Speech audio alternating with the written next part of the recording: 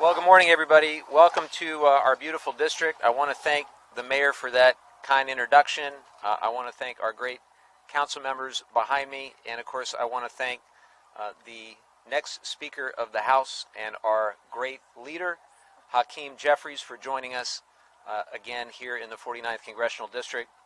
I am so grateful to Hakeem for adeptly leading our caucus through the pandemic. He was the chairman of the House Democratic Caucus during a very uncertain time, and we needed a steady hand and a great communicator, and we were very fortunate that Hakeem was the right person at the right time to lead our caucus. And then, of course, now, as the, for now, minority leader in the House of Representatives, he is doing an amazing job standing up for our values and helping to bring us together.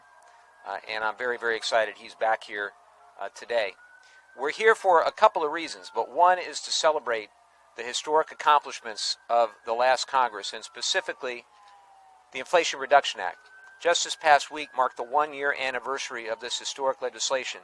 In fact, the most significant climate legislation in the history of the United States and the history of any nation.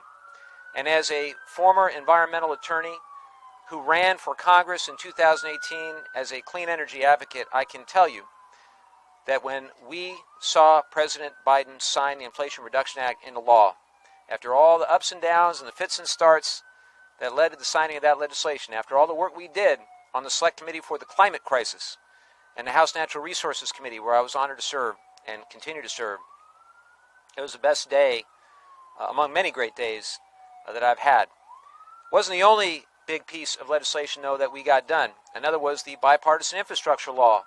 And I continue to believe we can do great things when we work together. We've already delivered to the 49th Congressional District approximately $100 million in projects from the bipartisan infrastructure law.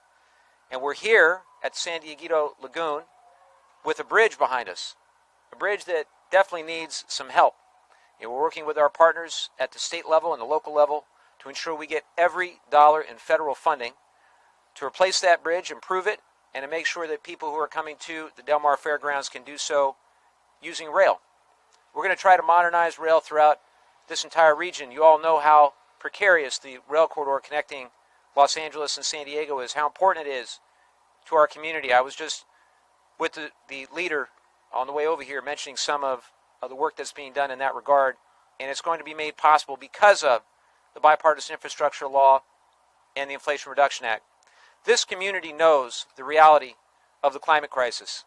It is not theoretical for us. We see the eroding beaches, we see the collapsing bluffs, and we know how important it is to communities up and down this coast that we do all we can to accelerate the transition to a more sustainable future. It's how I feel as the parent of two young kids who are 11 and 9 years old, that they're going to inherit a safer planet, cleaner environment, better air quality, better water quality. That's a big reason why I decided to run for Congress, big reason why I continue to serve. And the future of our environment is on the line right now. House Republicans are doing all they can, whether through the appropriations process or anything else, to undermine the progress that we made with the Inflation Reduction Act. We can't allow that to happen. So, a couple specifics for you. In the first year of the Inflation Reduction Act, 170,000 good-paying jobs across the country have been created, including over 5,000 here in California alone. That sparked $278 billion in climate investment, including $11.9 billion here in California, and over $55 million to enhance our air monitoring and reduce local pollution and emissions. All that was done in 1 year, just 1 year. We're just getting started. That's the result of President Biden. It's the result of House Democrats. And I'm so grateful to have the leader of House Democrats with us today. Give it up for Hakeem Jeffries.